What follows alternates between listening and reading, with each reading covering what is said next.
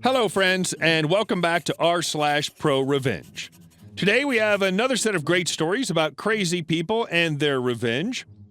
Our first story tells that sometimes buying your first house in a HOA is not a good idea. But before we start, if you're new here, don't forget to subscribe to the channel and turn on notifications so you don't miss a new video every single day. Become the worst neighbor and HOA board member ever? Lose your job and HOA. Me and my wife purchased our first home when we were 24 and 25. We spent months looking at houses and areas and tried to find a forever home in a good school district for potential future kids, etc. We finally found a perfect one at a decent price. At first, everything was great, super nice neighborhood, decent neighbors. After a few months of buying the house, we rented an RV to go on a trip and parked it in the driveway for the 3 days leading up to the trip to pack it and for me to learn how half the things in it worked. Well, this is when we learned that HOAs are absolutely crazy, and our neighbor was on the board of our local HOA. Within an hour of it being parked, he got home and stormed over, demanding we remove it from his neighborhood or he would have it towed and fine us for every hour it was there. Myself, being the average and normal person, told him to kindly F off and get out of my driveway, and told him if he returns, I'll call the cops because he was screaming like a madman inches from my face. About 3 hours later, a big rig tow truck shows up, and he walked up like he was God and handed me a plain envelope with a letter inside that pretty much said, by order of the HOA, this RV is to be towed and a fine of $1,500 for violating the rules. While Mr. Crazy board member might not listen to reason, the tow truck guy they found wasn't so fond of entering my driveway and towing a vehicle when I told him if he comes on the property, I'll call the cops. Once the tow truck driver decided he was done being involved in this mess and left, the neighbor goes even more crazy and storms off. I call my friend to get his dad's number, because he's an attorney, to ask him about this insane letter and fine I just received, and to ask him some legal advice. After speaking to his father, he told me to come down, write him a $500 check, and bring along all the papers I received when purchasing the home and the current letter I just received. The next day, he had a very friendly letter sent to my neighbor and the HOA board, basically telling my neighbor to F himself in legal terms and to leave us and our property alone. I then continued to receive fines of $1,500 a day in plain envelopes, not postmarked, stuffed into my mailbox that I then turned over to my friend's father, and each time he sent another set of letters and contacted USPS to report the incidents. Turns out putting mail into people's mailbox is a crime. Who knew? Well, we decided to go on our week-long trip across the state and mildly forgot about it all. Kind of upset I had to spend $500 to have an attorney send letters, but that's what they do. Fast forward to us returning from the trip and the RV back in our driveway for 2 days so we can unload, clean it, then return it. Again, each day, more envelopes stuffed into our mailbox and more visits to our attorney and more letters sent and more incidents reported to the USPS. So here's where the fun really begins. Turns out Mr. Crazy finally gives me a summons to appear before the board.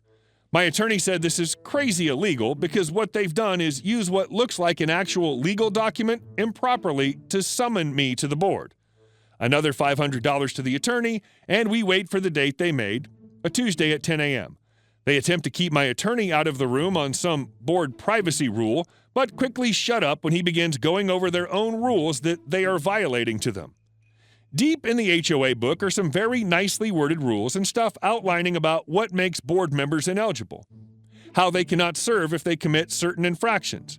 Well, guess what Mr. Crazy Neighbor has done? Committed several of them, all documented. Also, the cherry on top is that if 51% of the HOA members vote to dissolve the HOA, it all goes away. Well, it happens that my wife worked part-time from home during this mess and had all the free time in the world to begin a disband the HOA campaign. Over the course of the next 2 months, she went around and really began to get to know our neighborhood really well. Turns out a lot of people dislike the HOA and the power-hungry seniors who act like dictators that run it. The HOA attempted to stall everything by holding no meetings, another HOA violation, and began their own campaign trying to change HOA rules to keep from being ousted, and a fairly racist flyer and letter to explain to everyone the dangers of not having an HOA and that all the bad people, blacks and Mexicans, that will move in and take over and sell drugs, etc., that our houses would become much less valuable and everything else they could try. Turns out it's extremely fun to use someone's own rules against them. The neighborhood even started a fund that paid us back what it cost us to get the money started and the continued costs he had.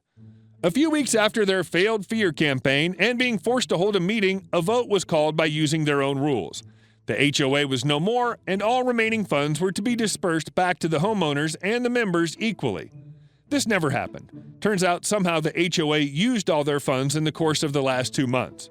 About half the former board members sold their homes and moved, including Mr. Crazy Neighbor. I spent 3 hours trying to find old news articles because it was reported on mostly due to the racist letters by the HOA, but it was too long ago and I couldn't find anything.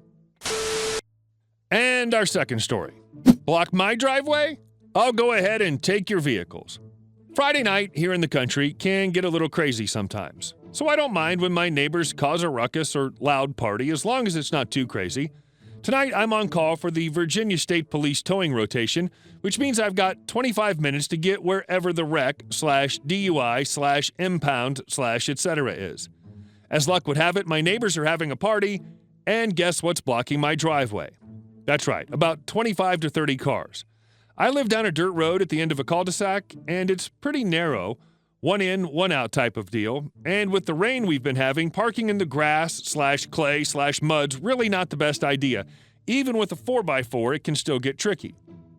I noticed a few cars coming in early this evening and walked over to my neighbors and made it pretty clear I was on call, and as long as they didn't block the road or my driveway, all would be good. No problems here. Well, I get a call from my boss asking if I can go warm up the rotator and the light-duty flatbed, tow trucks. It's about 12:30 a.m., so I get my boots on and the other gear because if I'm up, I might as well stay at the shop and clean a few things to stay busy and make the night move along.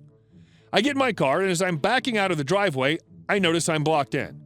And I don't mean by one truck, but by nearly 15 different vehicles.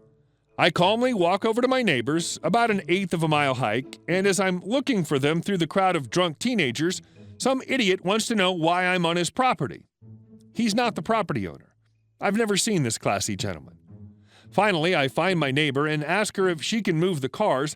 I've got to go to work, and she says in a normal tone, doesn't yell over the music into the house, "Whoever's blocking the driveway next door, move your trucks."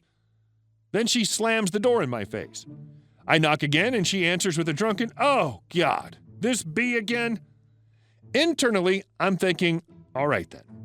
I do my best to explain I'm on call and need to get out of my driveway and go to work. She comes back sloshing a natural light, exclaiming, "It's a party, relax." Then she shuts the door in my face and yells, "F that DC."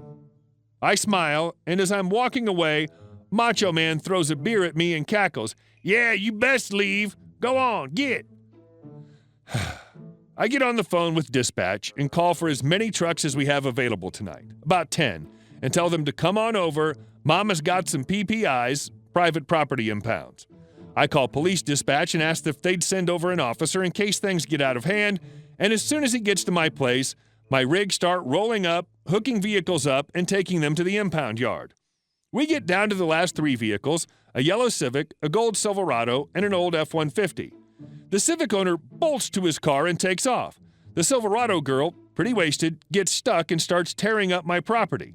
Officer walks over, and she throws a fit-long story that she gets arrested for underage drinking and DUI. The Ford owner doesn't show up. I get to work after all the impounds, and with me I brought coffees and snacks for my drivers. Tomorrow's not a business day, which means if these tools want their cars back, it's going to be the regular $289.50 plus 2 days of storage at $55 a day and a $100 gate fee. I make a note in every single storage sheet, papers that the vehicle owners get, to thank the girl who had the party for getting towed. Several of the kids' parents called, wanting to know where their cars or trucks were. I gave them the yard address and told them they can come anytime. As soon as they started shouting about illegal tows and threatened with lawyers, I showed them pictures of their cars with no parking signs and explained that I tried to reason with the owner of the property, but she was tired of being blocked in by drunken teenagers. There are signs on my road saying no parking and not to block in the driveway. Don't piss off tow truck drivers. She'll legally take your vehicles. You gotta be pretty stupid to block the driveway of a tow truck driver. And a little story as a dessert. I printed this money. I used to work in electronics for a large department store, so it was common that I dealt with large purchases of TVs, game systems, cameras, etc. Usually, these were all paid for by card. I'd been through the training on how to detect counterfeit bills, though, since some people still used cash. A middle-aged man walks around the department for a bit, and after helping him pick out a TV, I go to ring him up. Purchase comes to around $700, and he paid in $100 bills. The man smiles, and in a very thick European accent boasts, "I printed those myself." I laugh and go to put the money away, but it feels lighter than normal.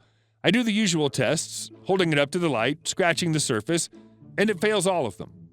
This guy actually tried to use printed money. At this point, I call over a department lead to help me out because I've never dealt with counterfeit bills before. He smiles at the guest, says we'll hold his TV in the back room for a minute while we complete the transaction, and leads him away from the department. After about 15 minutes, I was told I was being replaced in electronics and spent the last 2 hours of my day giving a police report. The real question, OP, is would you have done those tests had he not joked about it? Hey guys, thank you all for watching the video to the end, and I'll see you in the next one.